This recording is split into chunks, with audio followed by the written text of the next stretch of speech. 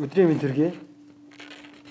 Өнгөрсөн 2016 оны 10 дугаар сард явагдсан орон нутгийн сонгуул буюу дүүргийн сонгуультай холбоотой асуудлаар өнөөдөр тагд мэдээлэл өгөө.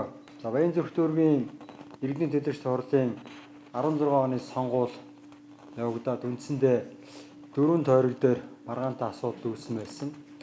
Энэ тойргууд дээр үүсэн асуудлаар Баянзүрх дүүргийн сонгуулийн ороо сонгуулийн тухай хуулинд заасан холбогдсон заалтын дагуу бүр эрхийнхээ хүрээнд асуудлаар